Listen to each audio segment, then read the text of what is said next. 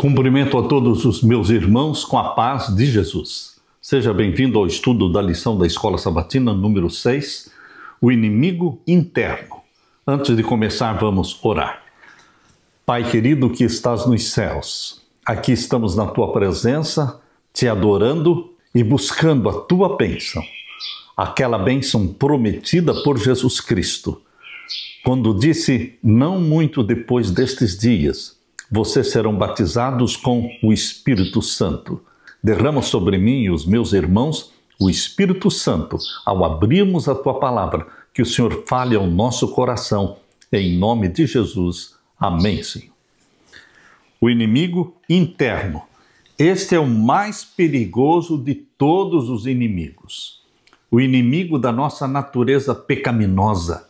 Já nascemos com ela. A nossa natureza pecaminosa é a mesma de Satanás, inimiga de Deus, que não está sujeita a Deus e nem à lei de Deus. Queridos, quando muitas vezes nós estamos preocupados com os inimigos que estão fora, que estão ao nosso redor, nós nos esquecemos do pior de todos os inimigos, aquele que está dentro de nós, o nosso ego, o nosso egoísmo, o nosso eu, que muitas vezes vem em primeiro lugar. Por isso Jesus, quando disse, aquele que quiser vir após mim, negue-se a si mesmo, tome a sua cruz e siga-me. Ele falou o princípio do cristianismo, que é o negar-se a si mesmo, vencer o eu dos desejos próprios, vencer o eu das vontades não santificadas, colocando o nosso eu na cruz e colocando Jesus Cristo no trono do nosso coração.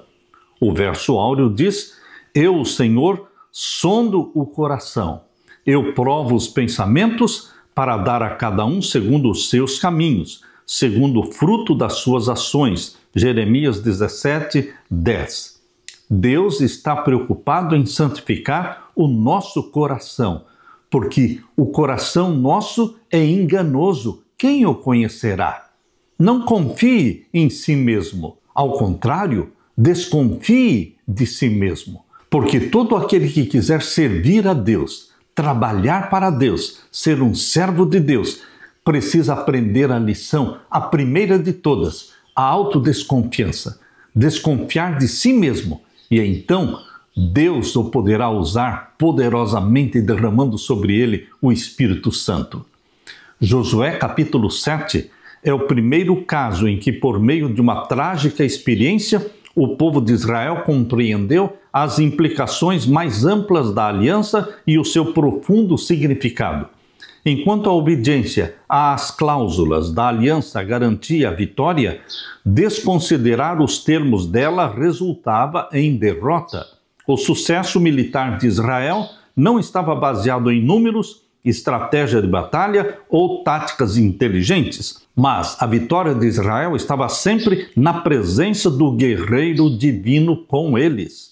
Durante a apropriação da terra prometida, Israel teve que aprender a difícil lição de que o seu inimigo mais perigoso não estava fora do seu acampamento, mas dentro da sua própria base. O maior desafio que estava diante deles não eram as muralhas fortificadas das cidades cananitas, nem sua avançada tecnologia militar, mas a vontade obstinada de indivíduos dentro do seu próprio acampamento de ignorar intencionalmente as instruções do Senhor. Aguardando nossa herança celestial, enfrentamos desafios semelhantes. Enquanto estivermos na fronteira da terra prometida, nossa fidelidade será testada agora no tempo do fim. Nós estamos na fronteira da terra prometida.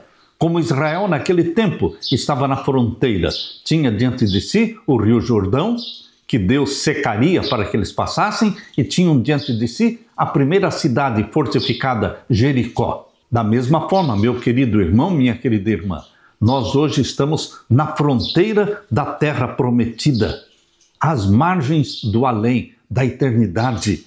E nossa fidelidade será testada.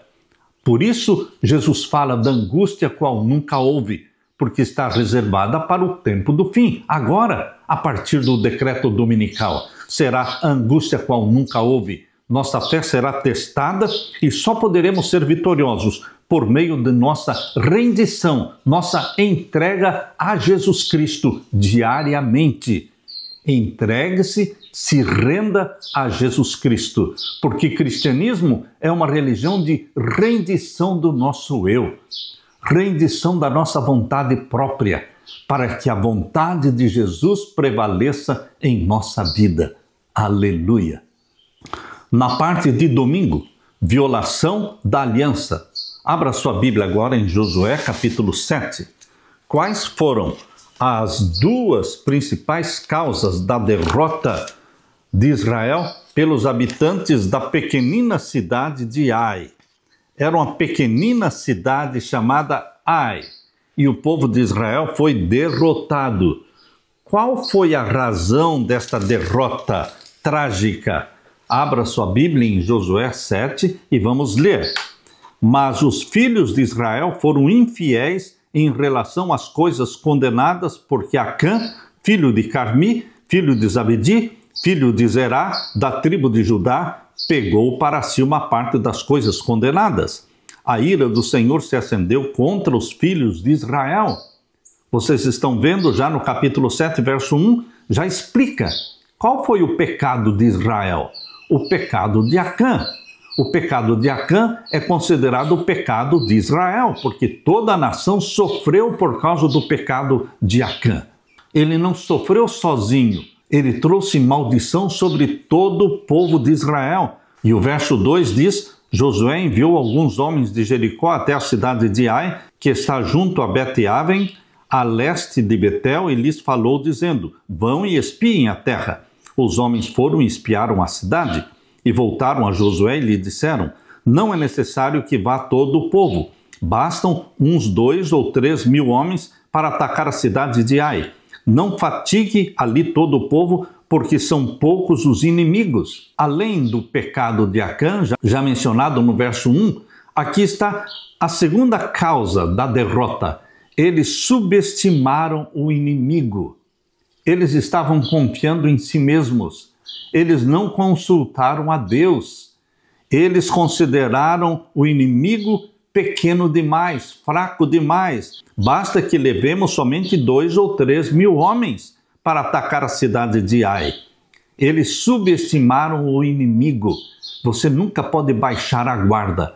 Você não pode subestimar Satanás. Você só será vitorioso contra Satanás se você estiver escondido em Cristo Jesus. Ele é o guerreiro divino que luta suas batalhas.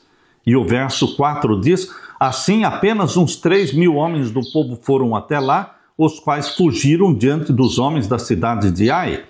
Os homens dali mataram uns 36 deles. 36 israelitas foram mortos.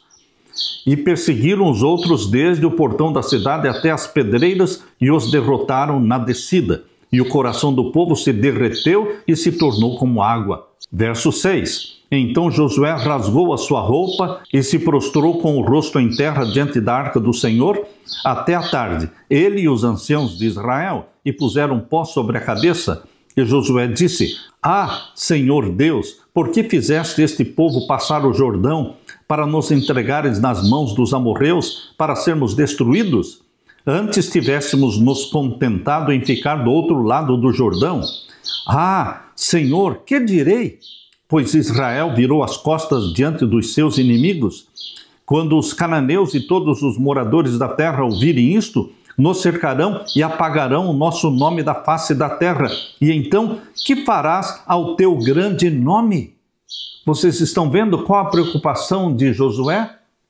A preocupação de Josué não era a reputação dele, também não era o povo de Israel, mas a preocupação de Josué aparece no finalzinho do verso 9. E então, que farás ao teu grande nome?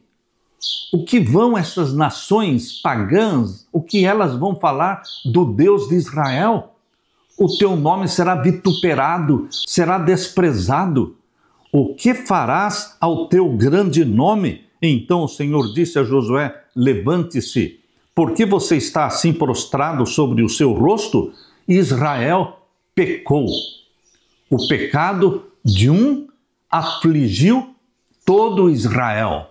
Israel pecou. Deus não disse Acã pecou. Assim você pode ver como o pecado do pai de família pode afetar a esposa e os filhos. Como um pecado coberto, um pecado oculto dentro da igreja pode afetar a igreja toda. Não tem como você colocar os seus pecados, meu querido irmão, minha querida irmã, não tem como você colocar os seus pecados dentro de uma garrafa e colocar uma rolha e fechar para que esse pecado não traga maldição sobre os outros, para que esse pecado seu, particular, individual, não afete os demais membros da sua família. Não tem como fazer isso.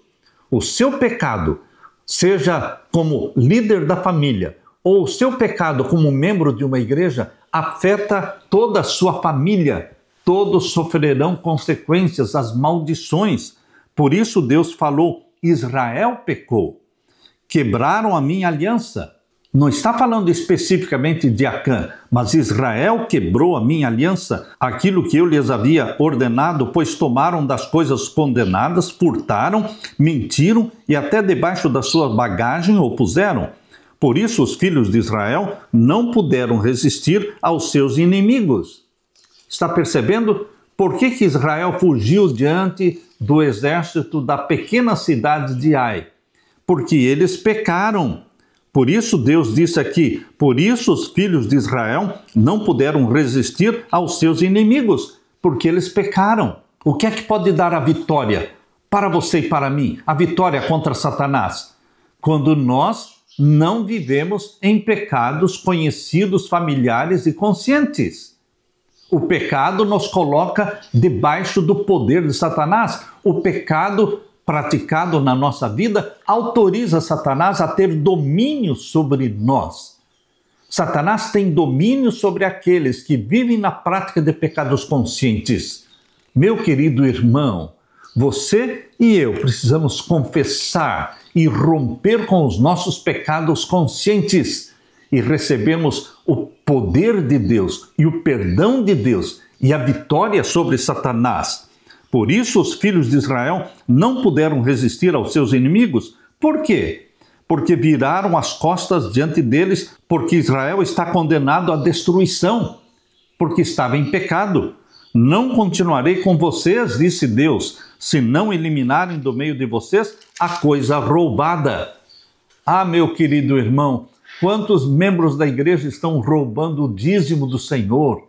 Quando você vê uma congregação de 100, de 200, de 300 membros, você olha para toda aquela congregação, quantos dali estão roubando o que é de Deus? Roubando os dízimos, roubando as ofertas, são infiéis. E estes pecados não ficam somente sobre o pecador. Estes pecados trazem consequências sérias sobre a igreja inteira, sobre a família daquele que está praticando o pecado, mas também sobre a comunidade da igreja. Meu querido irmão, por isso Deus disse para Josué, verso 13, levante-se, santifique o povo e diga, santifiquem-se para amanhã, porque assim diz o Senhor Deus de Israel, há coisas condenadas no meio de vocês, ó Israel, vocês não poderão resistir aos seus inimigos enquanto não eliminaram do meio de vocês as coisas condenadas. Deus está falando hoje para você, você não vai poder vencer a Satanás. Você não poderá ser vitorioso sobre o pecado enquanto você não romper com as coisas condenadas, com os pecados acariciados, sejam eles pequenos ou sejam eles grandes. Todo pecado consciente deve ser confessado, abandonado. Verso 14 diz, pela manhã, pois, vocês se apresentarão segundo as suas tribos, e a tribo que o Senhor designar por sorteio se apresentará segundo as famílias, e a família que o Senhor designar se apresentará por casas, e a casa que o Senhor designar se apresentará homem por homem. Aquele que for achado com a coisa condenada será queimado, ele tudo que tiver, porque quebrou a aliança do Senhor e cometeu um ato infame em Israel. Por que Deus escolheu um processo demorado para identificar o pecador, para identificar o verdadeiro Acã?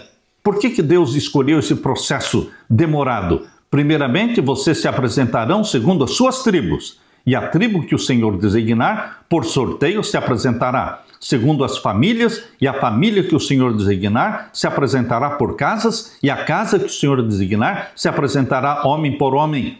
Por que houve este processo demorado? Deus estava usando de graça e de misericórdia para com Acã. Deus estava dando tempo para Acã se arrepender e confessar o pecado antes de ser descoberto. Porque existe um tempo para ser confessado o pecado.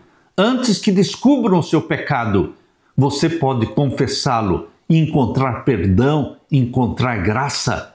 Mas Acã não se beneficiou, não valorizou o tempo de graça e de misericórdia que Deus estava dando.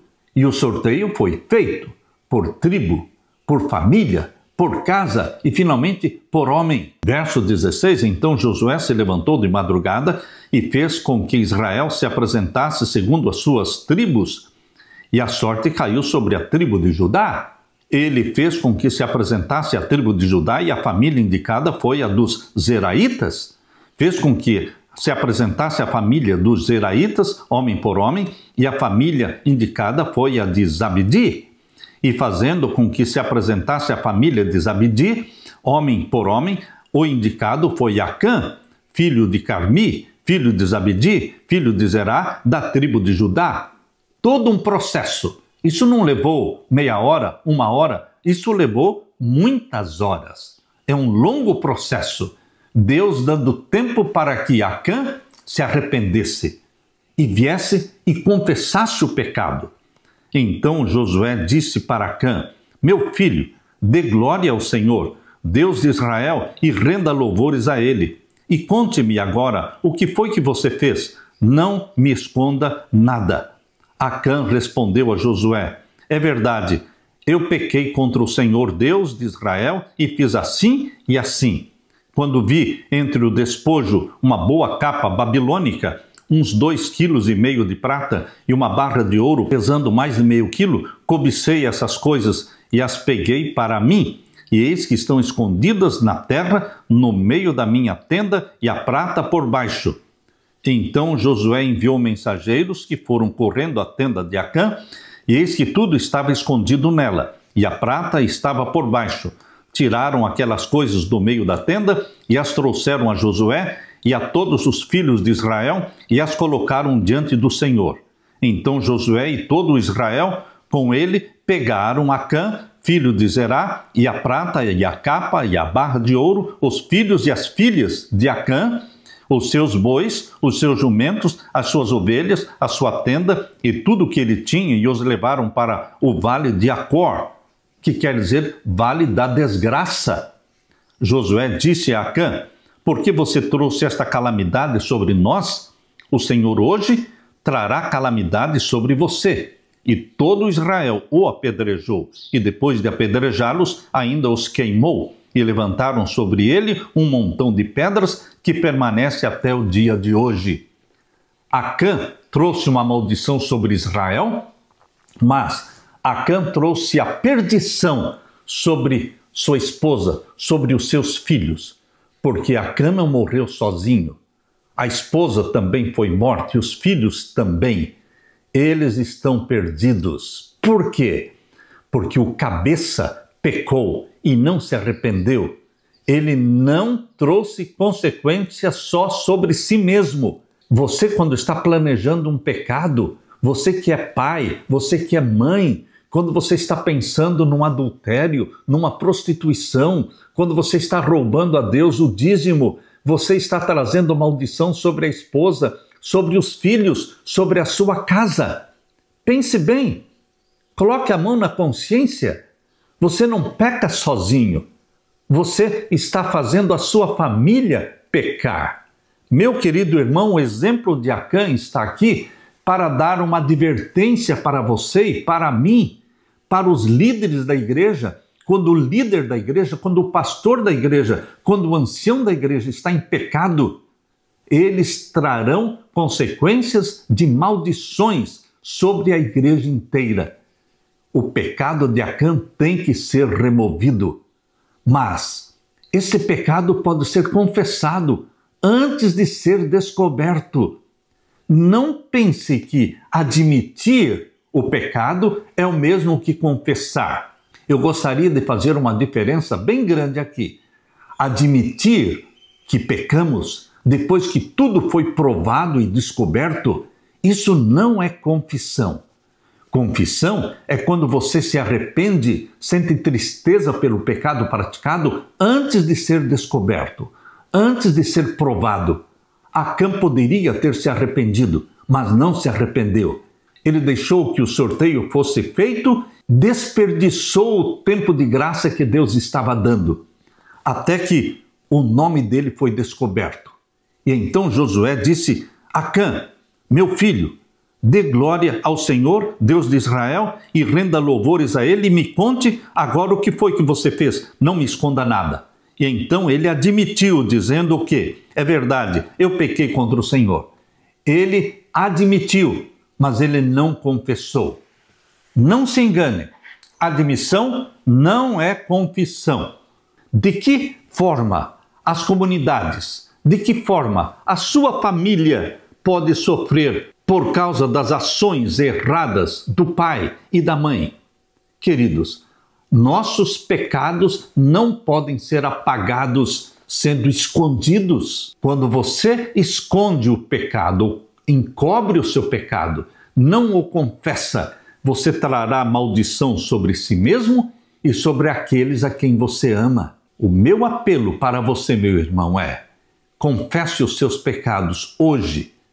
Confesse-os em nome de Jesus Cristo e receba a bênção do perdão, da salvação e do poder do Espírito Santo, porque Deus não só perdoa, Ele capacita, Ele derrama sobre você o Espírito Santo. Aleluia! Na parte de segunda-feira, o pecado de Acã. Aqui diz em Josué capítulo 7, versos 16 a 19, menciona dizendo: Então Josué se levantou de madrugada e fez com que Israel se apresentasse segundo as suas tribos, e a sorte caiu sobre a tribo de Judá. Ele fez com que se apresentasse a tribo de Judá, e a família indicada foi a dos Zeraitas. Fez com que se apresentasse a família dos Zeraitas, homem por homem, e a família indicada foi a de Zabdi. E fazendo com que se apresentasse a família de Zabdi, homem por homem, o indicado foi Acã, filho de Carmi, filho de Zabdi, filho de Zerá, da tribo de Judá. Imaginem quanto tempo levou para ele fazer todo este processo de sorteio. Tempo de graça e de misericórdia. Deus torce pela sua salvação, meu irmão. Deus torce pela bênção na sua família. Por isso, a porta da graça está aberta. A porta da graça foi escancarada pelo sangue de Jesus derramado no Calvário. Nós estamos vivendo em tempo de graça. Mas até quando vai durar esta graça? Muitos pecam contra o Espírito Santo mesmo antes da porta da graça se fechar. Conforme diz Apocalipse 8, verso 5, Jesus vai lançar o incensário sobre a terra e dirá: está feito. Não haverá mais perdão depois de Jesus lançar o incensário sobre a terra, como diz Apocalipse 8, 5. Porém, muitos estão pecando contra o Espírito Santo em tempo de graça. Pessoas há hoje, enquanto a graça ainda existe, estão pecando contra o Espírito Santo. E então não haverá mais perdão para você, meu querido irmão. Nós não sabemos quando a porta da graça vai se fechar individualmente para aquele que insiste em pecar conscientemente. Por isso, o meu apelo é: rompa com seus pecados, confesse os seus pecados. Deus permitiu um intervalo de tempo entre o anúncio do procedimento e a sua aplicação, o que deu para Acã tempo para pensar, tempo para se arrepender e confessar o seu pecado. E ele fez isso? Ele não fez. Ele tentou esconder até o último momento. Queridos, eu tenho acompanhado o pecado de companheiros do ministério que adulteram, que se prostituem e não confessam. Convivem com esta prática do pecado consciente durante anos e anos, até que um dia alguém filma ele entrando num motel com a sua amante, alguém tira uma fotografia, ou alguém filma, alguém prova, e quando tudo é provado, quando tudo é descoberto, então o líder, o pastor ou o ancião, ele admite dizendo, realmente eu fiz isso. Isso nunca vai ser considerado por Deus como confissão. Isso é simplesmente uma admissão. E admitir o pecado não é o mesmo que confessar o pecado. Existe um tempo para confessar o pecado, antes de ser provado, antes de ser descoberto. Deus mostrou isso no caso de Acã. Da mesma forma, sua família, se soubessem o que aconteceu, teve a oportunidade de decidir se queria se envolver no encobrimento ou se recusar a ser cúmplice, como aconteceu no caso de Coré, quando Coré, Datã e Abirão se rebelaram contra Deus e foram destruídos. Os filhos de Coré não acobertaram o pecado do pai. A Bíblia diz claramente em Números, capítulo 26, verso 11, que os filhos de Coré não foram mortos.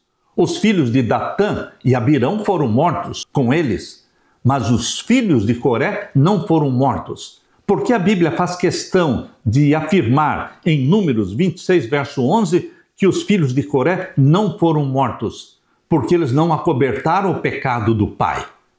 Eles contaram, eles não se uniram com Coré na rebelião. O que teria acontecido com os filhos de Acã se eles tivessem discordado das ações do pai? Se eles tivessem ido até Josué e teriam então contado tudo o que tinha acontecido, eles teriam sido poupados, porque a graça de Deus prevalece sobre a sua justiça. A graça prevalece sobre a justiça quando há arrependimento e a confissão. A solução para o dilema seguiu a direção oposta ao sentido pelo qual o pecado havia entrado e prejudicado Israel. A culpa coletiva foi eliminada e reduzida de Israel para uma tribo, através do sorteio. Da tribo foi reduzida para uma família, e da família para a casa, e desta para os indivíduos. Além de revelar o ofensor, o processo investigativo também inocentou os inocentes. Esse era um aspecto igualmente importante do meticuloso procedimento jurídico, no qual o próprio Deus atuou como testemunha dos atos invisíveis de Acã. O leitor da Bíblia quase consegue sentir a tensão quando Deus se concentra em Acã. Quem não se surpreenderia com a obstinação, a teimosia do homem em esperar que ele pudesse passar despercebido? Por que Acã esperou até o último momento, até que o seu nome foi pronunciado? Por que ele esperou? Porque ele estava esperando ser absolvido. Ele estava achando que ele não seria descoberto. Não houve arrependimento. Nada é escondido aos olhos penetrantes de Deus, que sabe o que está escondido no coração humano. É importante observar a maneira como Josué se dirigiu a Acã. Ele disse, meu filho. Essa expressão mostra não apenas a idade e o papel de liderança de Josué, mas também revela a atitude com que esse grande guerreiro abordou a justiça. Seu coração estava cheio de compaixão por Acã, embora ele tenha sido chamado para executar o julgamento do ofensor. Por meio da sua atitude, Josué estava novamente prenunciando a sensibilidade, a bondade e o amor daquele que nunca foi rude, daquele que nunca proferiu desnecessariamente uma palavra severa e jamais provocou, sem motivo, uma dor a uma pessoa frágil. Jesus denunciava sem temor a hipocrisia, a incredulidade e a iniquidade, mas Jesus tinha lágrimas na voz quando fazia suas esmagadoras repreensões. Deus é misericordioso e Deus está usando de misericórdia com você, mesmo que você esteja pecando como Acã. Busque a Deus, confesse o seu pecado e você receberá graça, misericórdia e perdão. Como a percepção de que Deus sabe tudo, sabe todas as coisas que nós fazemos, como essa percepção pode influenciar a sua e a minha maneira de viver. Você e eu vivemos aos olhos, à vista de um Deus que é onisciente, conhece todas as coisas, até as intenções que estão dentro da nossa mente. Deus conhece tudo. Por isso, não precisamos e não queremos esconder nada de Deus. Vamos nos humilhar, vamos nos colocar ajoelhados diante do nosso Jesus Cristo e falar: Senhor Deus, eu pequei. Por favor, perdoa o meu pecado. Purifica-me pelo teu sangue. Derrama sobre mim a tua graça. E, por favor, com o teu perdão, dá-me também o poder para não mais pecar. Em nome de Jesus. Aleluia. Na parte de terça-feira, escolhas fatais. Josué capítulo 7, versos 19 a 21. Aqui diz: Então Josué disse a Acã: Meu filho, dê glória ao Senhor, Deus de Israel, e renda louvores a ele, e conte-me agora o que foi que você fez, não me esconda nada.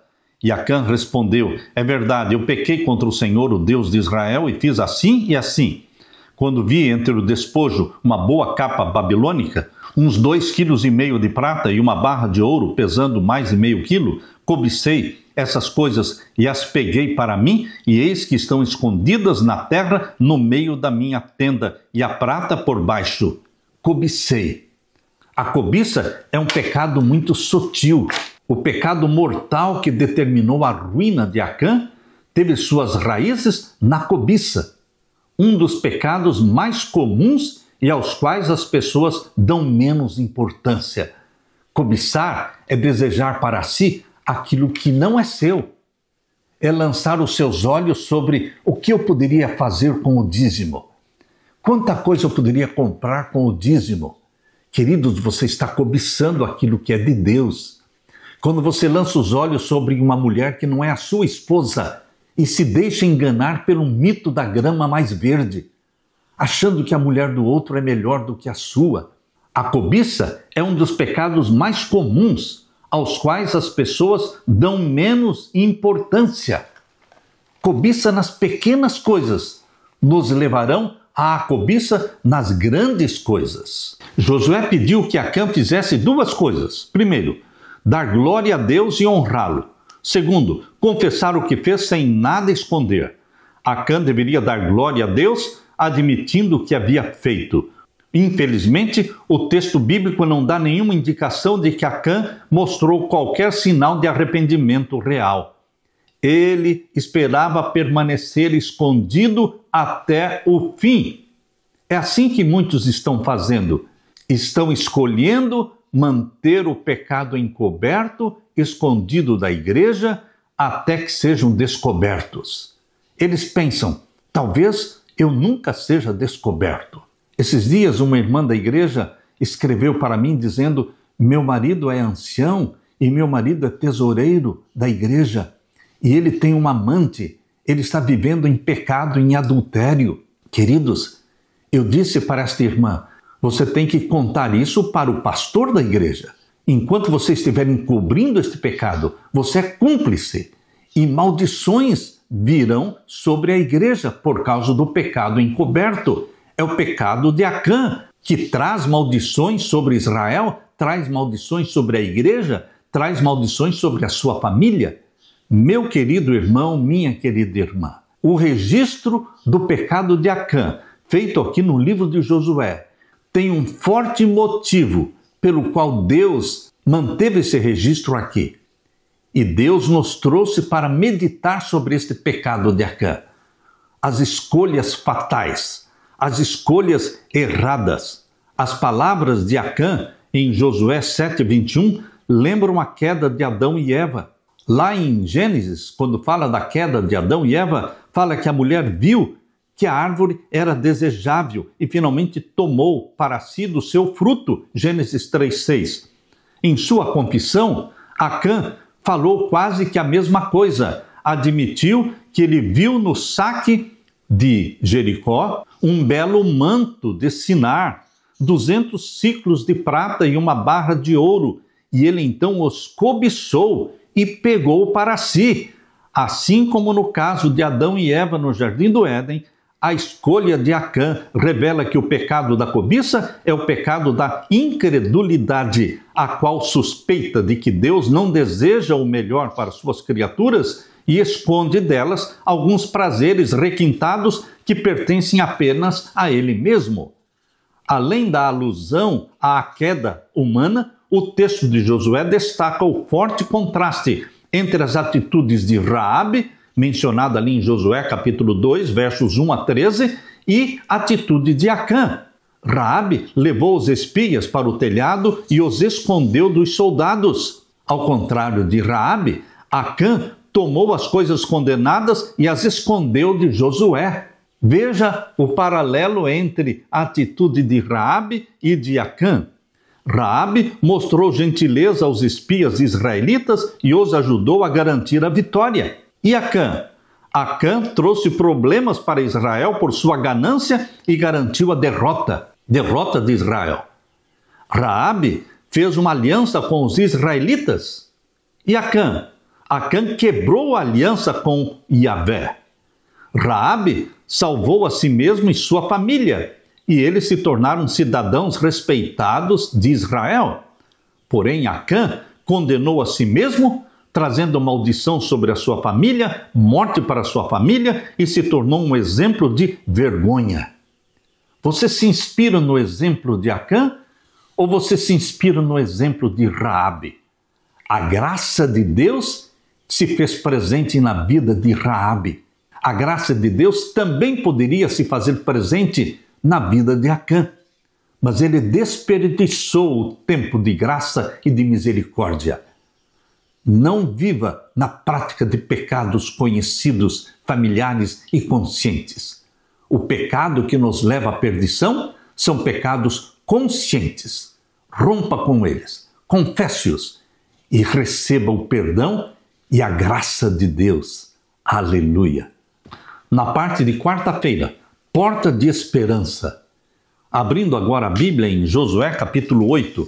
Josué capítulo 8 e o verso 1 em diante diz assim: O Senhor disse a Josué, não tenha medo, nem fique assustado. Leve com você toda a gente de guerra. Prepare-se e marche contra a cidade de Ai.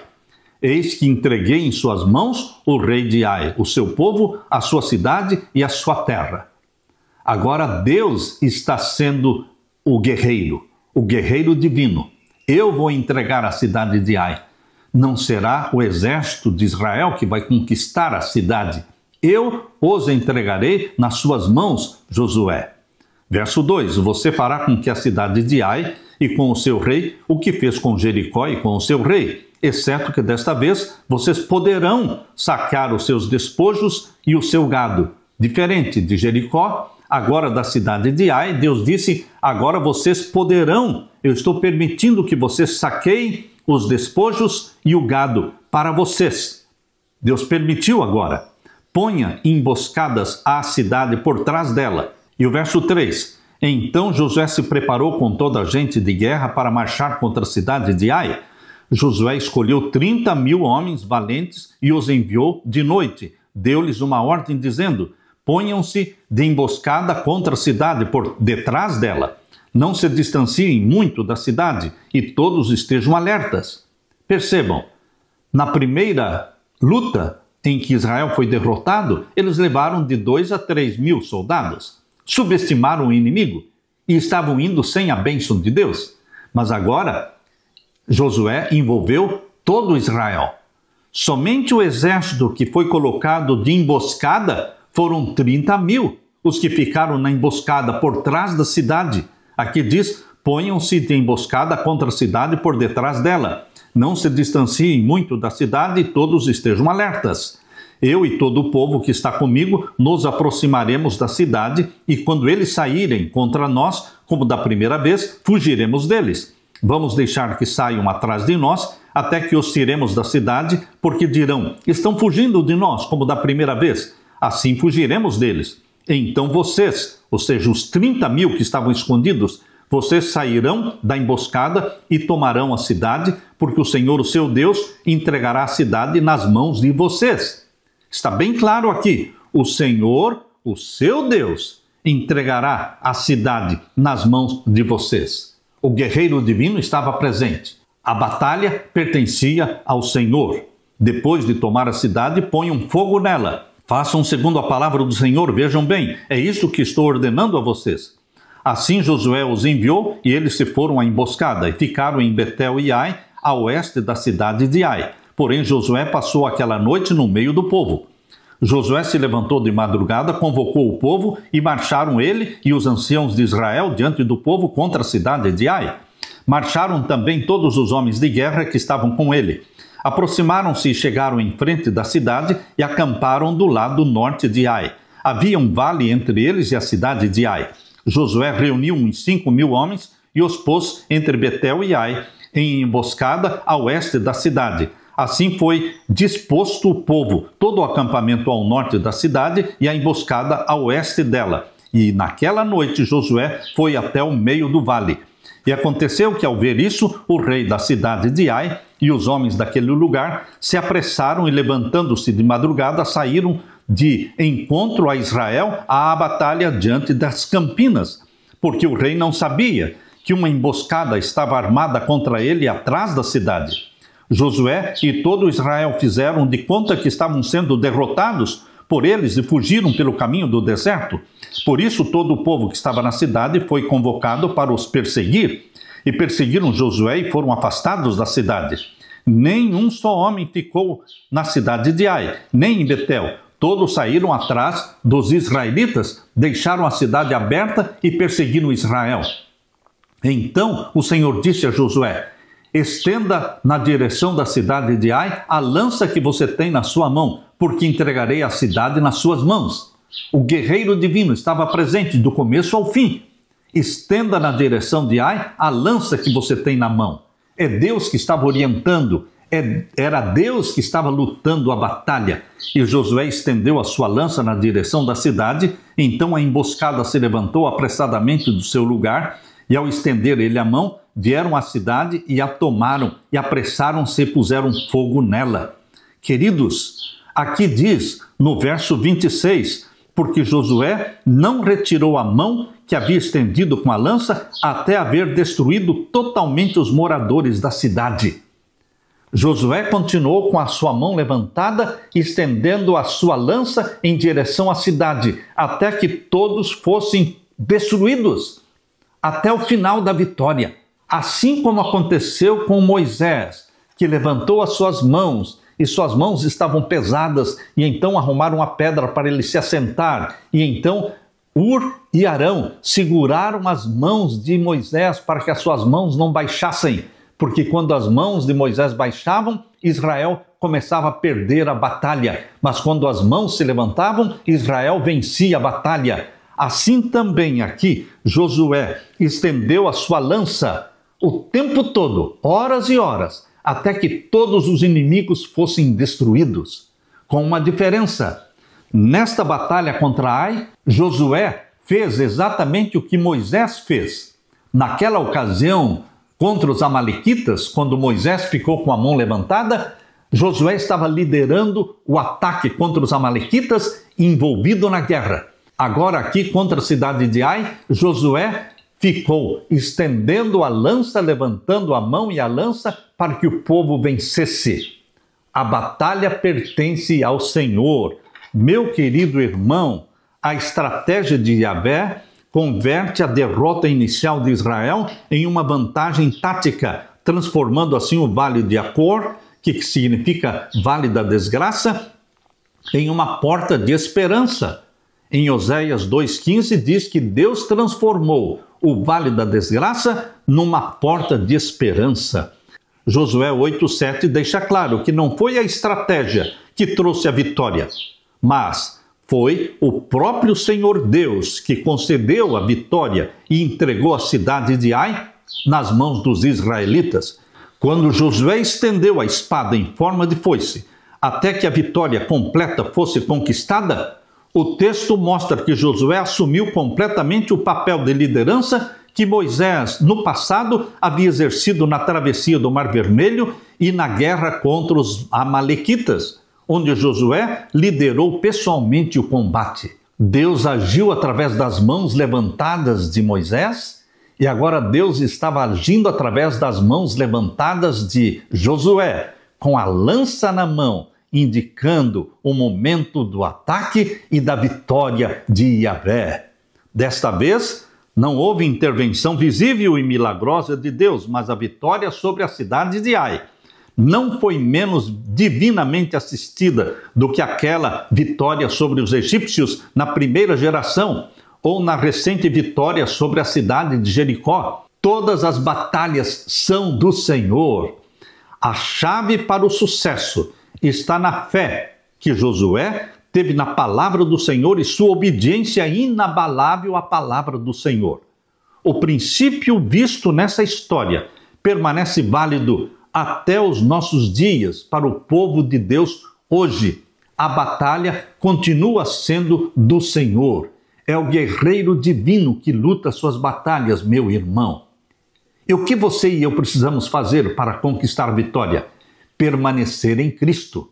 Se o ramo permanecer ligado na videira verdadeira, que é Jesus, tudo o que você quiser, tudo o que você pedir, será feito. João capítulo 15, verso 5 até o verso 7. Mas, se as minhas palavras não estiverem em vós, nada será possível. Com Jesus, tudo será possível. Mas sem Jesus, nada será possível. Então, o segredo da vitória, o segredo do sucesso é permanecer em Cristo. Assim foi naquele tempo. Israel permanecendo em Deus, submissos a Deus, obedientes a Deus, a vitória era certa. Hoje, você permanecendo em Jesus, ligado à videira, pelo estudo da Bíblia, pela oração, pelo testemunho, você está ligado à videira. E então a vitória é certa. Que você seja vitorioso junto com Jesus Cristo, que é o grande e eterno vitorioso de todos os tempos. Aleluia! Na parte de quinta-feira, testemunha do poder de Deus. Israel foi chamado para ser testemunha do poder de Deus.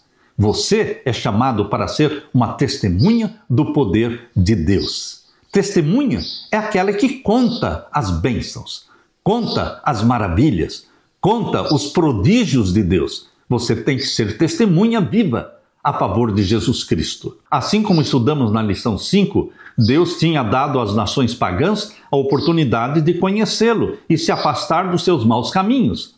Lembre-se que Abraão e toda a sua família eram mais de 1000 pessoas. O acampamento de Abraão, todos os que trabalhavam com ele, eles eram mais de 1000 pessoas. Abraão, ele com este exército de mais de 1000 pessoas, ele foi acampando aqui, acampando ali, construindo altares e espalhando o conhecimento do Deus, verdadeiro Deus, em toda a terra de Canaã e também no Egito. Queridos, Abraão foi um evangelista, o evangelista de Deus. Isto aconteceu 400 anos antes da porta da graça se fechar para os cananitas. Deus enviou o seu evangelista, o seu missionário Abraão, de cidade em cidade, de lugar em lugar. Ele não foi sozinho, ele foi com uma caravana de mais de 1000 pessoas. E cada altar que ele construía ficava montado e ficava em pé aquele altar, dizendo que existe um Deus, Criador dos céus e da terra. Queridos, essas nações de Canaã, que estavam sendo destruídas, elas tiveram 400 anos de graça e de misericórdia. O tempo que os descendentes de Abraão, o tempo em que eles permaneceram como escravos no Egito, 400 anos, foram 400 anos de graça e de misericórdia para Canaã. Lemos aqui em Josué capítulo 7 e o verso 6 a 9. Então Josué rasgou a sua roupa e se prostrou com o rosto em terra diante da arca do Senhor até a tarde. Ele e os anciãos de Israel e puseram pó sobre a cabeça e Josué disse: Ah, Senhor Deus, por que fizeste este povo passar o Jordão para nos entregares nas mãos dos amorreus para sermos destruídos? Antes tivéssemos nos contentado em ficar do outro lado do Jordão. Ah, Senhor, que direi? Pois Israel virou as costas diante dos seus inimigos. Quando os cananeus e todos os moradores da terra ouvirem isto, nos cercarão e apagarão o nosso nome da face da terra. E então, que farás ao teu grande nome? Queridos, Deus chamou Israel para ser testemunha do seu grande nome. E agora, quando eles foram derrotados, a preocupação de Josué está aqui no final do verso 9. Então, que farás do teu grande nome? Queridos, a princípio, Josué parece estar falando o mesmo que os israelitas em meio às suas dificuldades após deixar o Egito. Os israelitas, naquele tempo, disseram: quem nos dera tivéssemos morrido pela mão do Senhor na terra do Egito, quando estávamos sentados junto às panelas de carne e comíamos pão à vontade? Pois vocês nos trouxeram a este deserto a fim de matarem de fome toda esta multidão. Êxodo 16, 3. E Josué orou. Ele falou palavras parecidas. Josué disse: ah, Senhor Deus, por que fizeste este povo passar o Jordão para nos entregares nas mãos dos amorreus para sermos destruídos? Antes tivéssemos nos contentado em ficar do outro lado do Jordão. Josué 7:7. Logo depois, porém, Josué expressou sua grande preocupação com os danos que o nome e a reputação de Deus sofreriam com esta derrota. Veja o que Josué 7:9 diz: quando os cananeus e todos os moradores da terra ouvirem isto, nos cercarão e apagarão o nosso nome da face da terra, e então, que farás ao teu grande nome? Essa é a preocupação de Josué. O que acontecerá com o teu grande nome, Deus de Israel, Deus de Abraão, de Isaque e de Jacó? Isso revela um tema e um princípio que era central para os propósitos de Deus com Israel. Embora o Senhor quisesse que as nações pagãs ao redor deles vissem as grandes coisas que ele faria por seu povo, que o obedecesse, elas também poderiam, como Raabe fez, aprender sobre o Deus de Israel pelo poder das conquistas do seu povo. Por outro lado, se as coisas fossem mal, como aconteceu aqui, as nações considerariam o Deus de Israel como um Deus fraco e ineficiente, o que poderia também encorajar a resistência cananita. Em outras palavras, mesmo no contexto dos hebreus tomando a terra, grandes questões e princípios estavam envolvidos, o que incluía trazer glória e honra para o nome de Deus, que também era a única esperança para os pagãos, assim como para Israel. O Deus de Israel era a única esperança não só para Israel, mas também para as nações pagãs. E Deus, através do evangelista Abraão, peregrinou na terra de Canaã durante anos e anos, evangelizando, construindo altares e pregando, anunciando o Deus de Israel, Criador dos céus e da terra.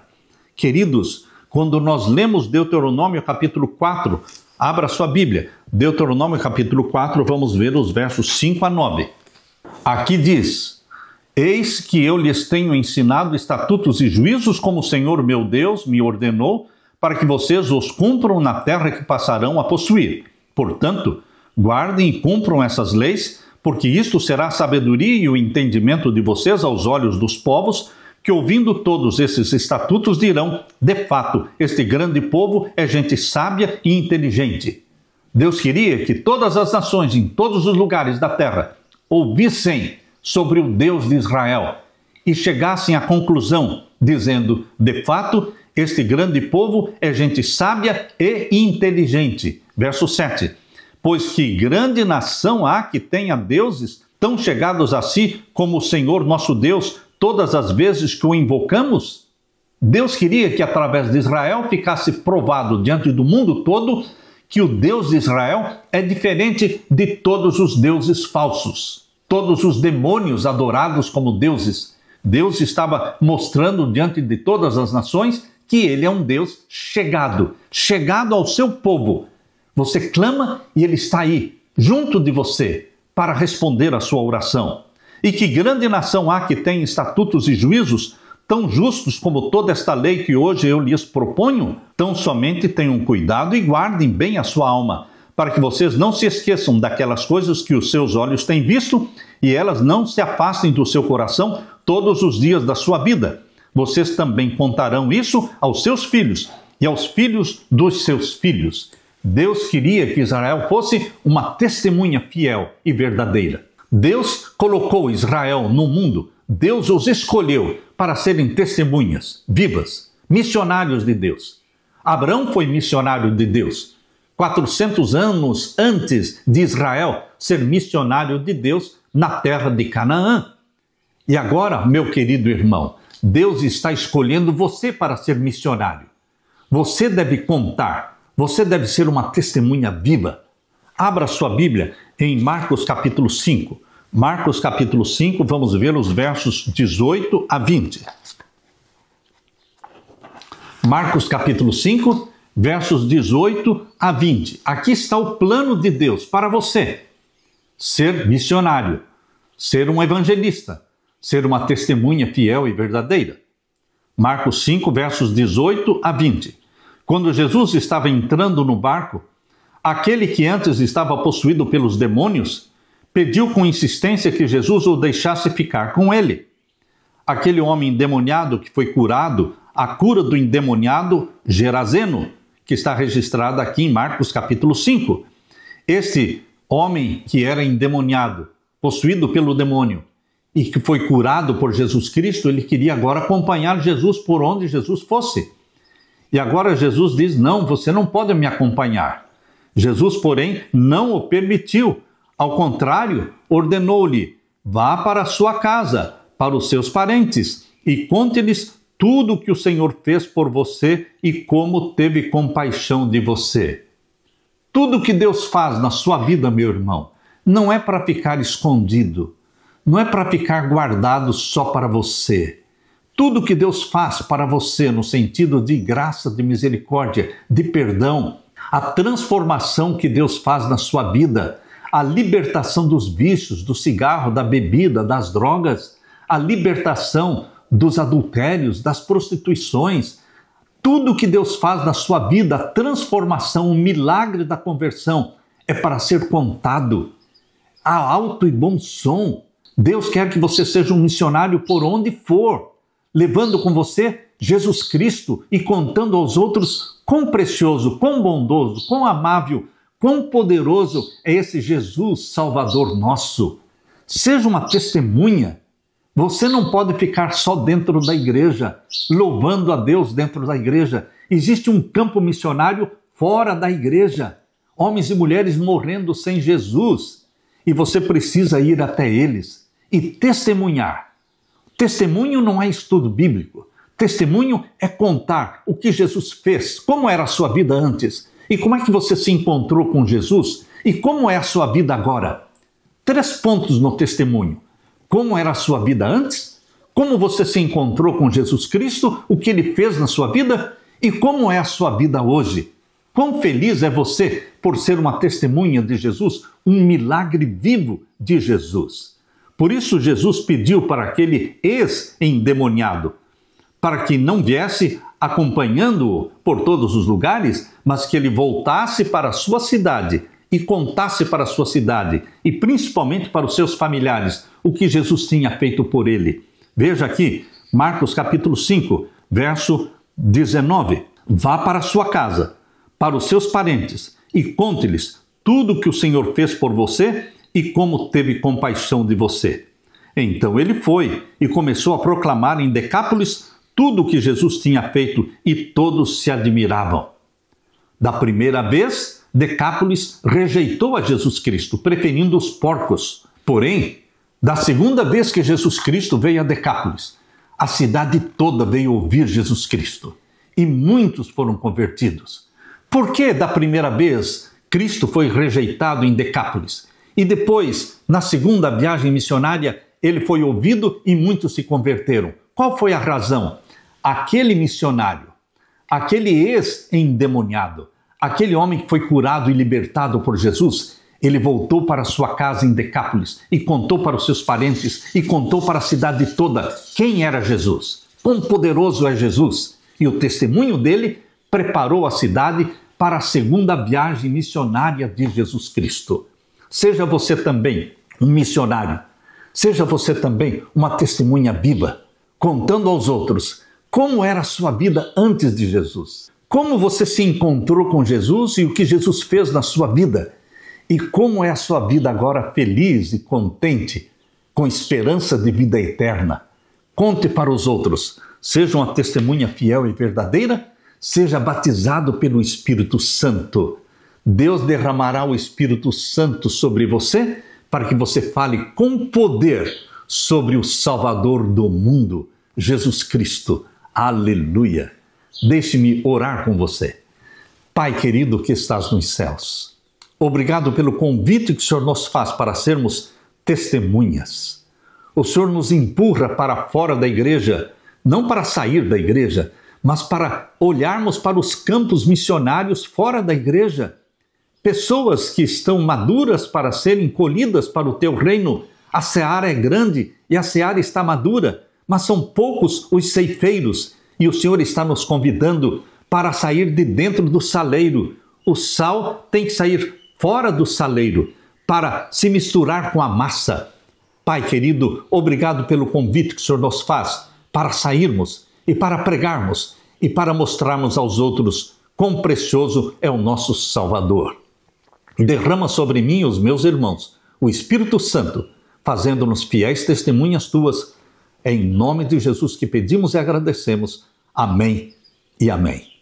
Deixo com você, meu irmão, minha irmã, a paz de Jesus. Amém.